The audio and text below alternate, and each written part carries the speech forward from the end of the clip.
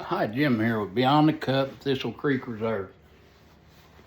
Been a while since I posted. It's not that I didn't want to, just honestly, last couple of weeks I've gotten my butt kicked by God.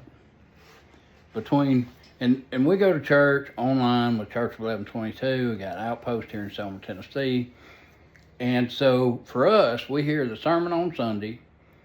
My wife and I co-teach an online discipleship group on Tuesday night, and then I co-teach a men's group with Sean Christensen, who's in Utah, getting ready to move to Selma, and I teach it with him on Wednesday. And so we hear the service on Sunday, we hear the podcast on Monday. There's a kind of a highlight reel that comes out on Tuesday, and so between the sermon, the podcast, the highlight reel, and 2 discipleship groups, somewhere God just, I'm telling you, takes me to school. And I'm grateful for it. So much to the point that, there's highlights that I can look back over the last year, and there's things that I learned. For example, this past week, I've told the story about love your wife like Christ loves the church, and how I learned what that meant was a direct reflection. My relationship with my wife is a direct reflection of my relationship with Jesus Christ. Until this Sunday. And yes, up to this point, it was true, but it's still true, but what is added on to it, that when my wife and I got married, we became a new creation. And our marriage is a representation of the gospel. I died to self, she died to self, and we became one, a new creation in Christ. And that's what happens when Jesus dies on the cross for us and paid the sin debt for us, and rose again the third day.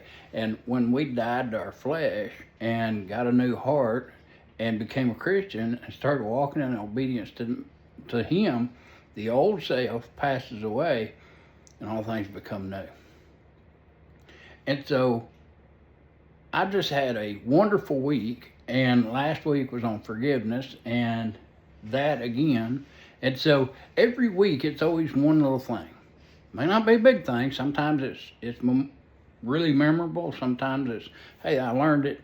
But what I decided is I've got this really cool journal, and I'm going to write down that highlight midweek every week. And that way, in 52 weeks, I can look back and go, God did this, God did this, God did this, so on and so forth. And I'm just excited. It's been a whirlwind week. It's been slow with business, but God still provided. I didn't have one order come in, and I just kept going, God, what's going on? Trust me, trust me, trust me. And I'll pay myself something this week, not a whole lot, but I look in my bank account today and I go, I'm glad that's not my bank account to be in control of anymore. It's His. And I just literally lean in, trust Him, and He is faithful. And I share all of that to say, it's kind of a whirlwind amount of information, nothing drilled down, but I will share this. There's an old preacher online. I can't think of his name, but there's 2 people that I catch the highlight reels of and just hear snippets and, their podcast stuff. One of them's Josh Howerton, the other one's Joby Martin, and then this old dude. I don't know what his name is, but he's an old Baptist lawyer turned minister. And he shared something this morning when I got up and I saw it. It was on Facebook, and I saw it, and he was talking about a family who were really struggling, and they came to him struggling financially, and they said, what do we do? If you were in our shoes, what would you do? He said, I'd give. They said, you don't understand. We owe hospital bills, we owe this, we owe that. He said, but God gives abundantly back to those who give. So a few weeks went by, and they came and saw him, and they said, hey, you remember that advice you gave us? We didn't have much to give. We still don't have much, but our 3 children who were sick and needed health care, but because it was pre-existing conditions, they wouldn't cover it. Suddenly, they got a letter from the hospital that said, we're going to cover all three of your kids. Hundreds of thousands of dollars worth of medical bills no longer owed. And they said, and we got a raise, and we got a this, and we got a that. Now, I'm not telling you that so that you'll give and get. But there is nothing like giving. Why? You can give a smile, it don't cost nothing. And this ain't who I used to be, okay? What I'm about to share with you just suddenly came on me more and more in the last year. And just the other day, I was in one of my favorite stores, Dollar General. If you need a soda or drink or snack while you're out and about, I'm telling you, don't go to a convenience store. And Dollar General, if you want to pay me for this little clip, you can. But honestly, go to Dollar General. Spend $4 or $5 and save $4 or $5. Anyway, I went in, got a soda, got a snack, and checked out. And I had to hit the little buzzard, by the way. There's a little buzzard on some of these cash registers now, and that girl come up so you don't have to stand there and wait 10 minutes. And that's another clip for you, Dollar General. You need to put more of them buzzards up, because if you're going to have that big old store with one person working in it, you need a buzzer. But anyway, maybe they won't pay me now. But I hit the little buzzer and the girl come up. Boy, she didn't look happy to be there. And I checked out, and God just kept telling me, say something to her, say something to her, say something to her. I didn't say nothing. Got my bag, I started out the door, and about the time the door slid open, go back. Went back in, and I said, hey, young lady,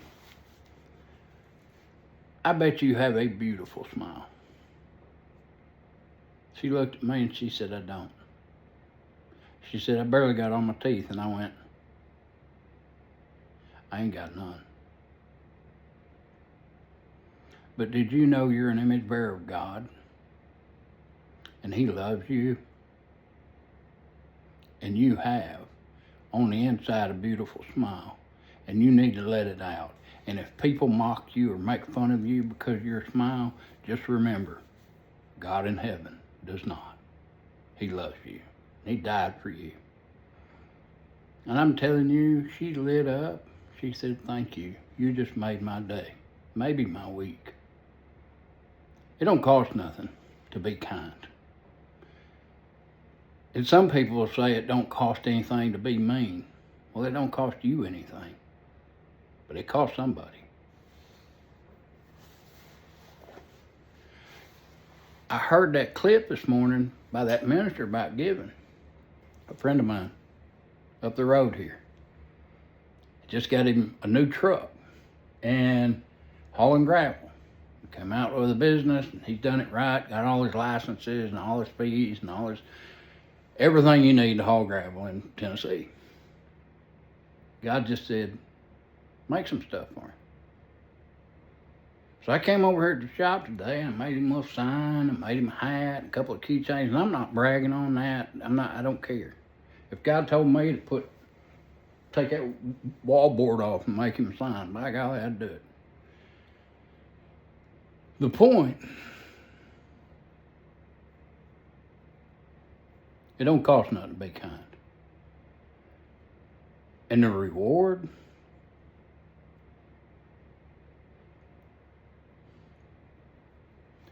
I look forward to when I sit down in heaven. I wonder if a little Dollar General girl will come up to me and say, you remember that day?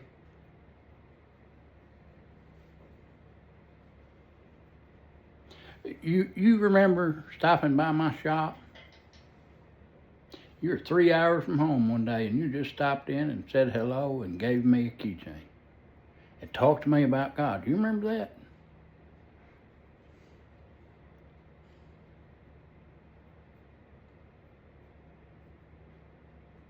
You just stopped at my house one day and You had just been praying. You told me you were praying and said, God, tell me, if you tell me to stop at a house, I'll stop at a house and pray with him. If you tell me to stop at a business, you'll stop at a business and you'll pray with him.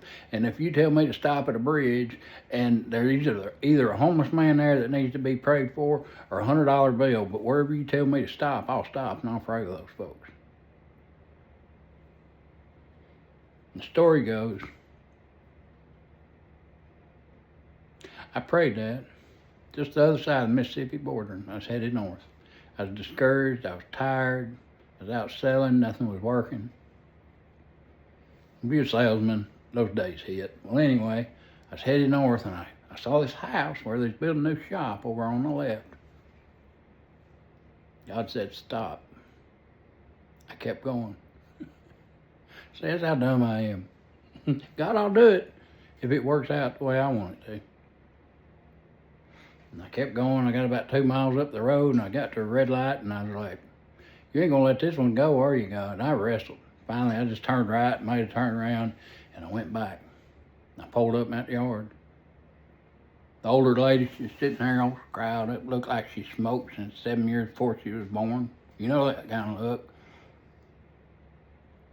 And I offered to pray with them. They said, we don't believe in that stuff. And I said, it don't matter. I do. You care if I pray for you? If you don't believe in it, it ain't going to hurt nothing, is it? No. I said, how's your kids?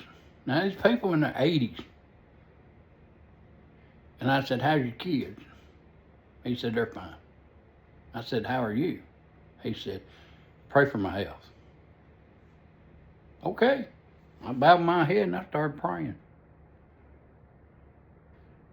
Now I'm telling you, I just prayed. And when I said amen, I looked up and that woman, his wife, hands down, smiling from ear to ear.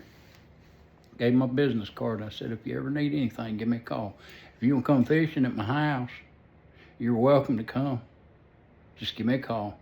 If you let me know you're coming, I'll get some hamburgers and I'll grill you some hamburgers. So when you're done fishing, you can eat.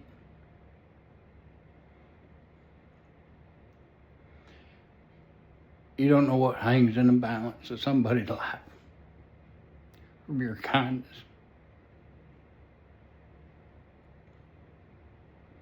I don't know why. Sometimes I just make a hat for somebody or tell a girl to smile. I don't know why some days God says, you know, you tip for this dinner $20, leave a little bit more. I don't know why.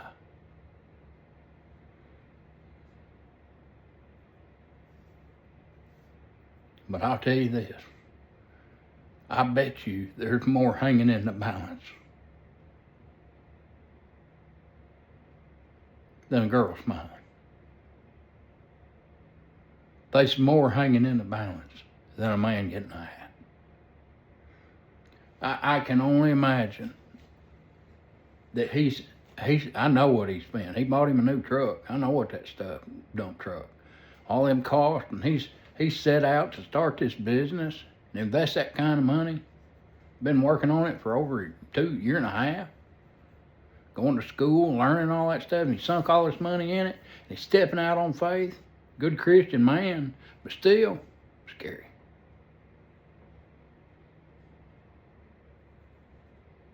You don't know what hangs in the balance by just a little bit of kindness.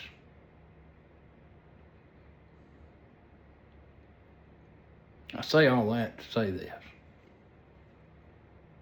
My pastor, Joby Martin, he was on the verge of quitting.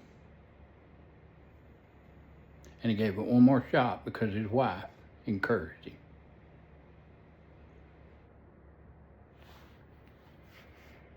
I sit here today doing what I do today, walking in obedience to God today. Because what hung in the balance when Joby was ready to quit is a wife who believed in him and encouraged him to do it one more time.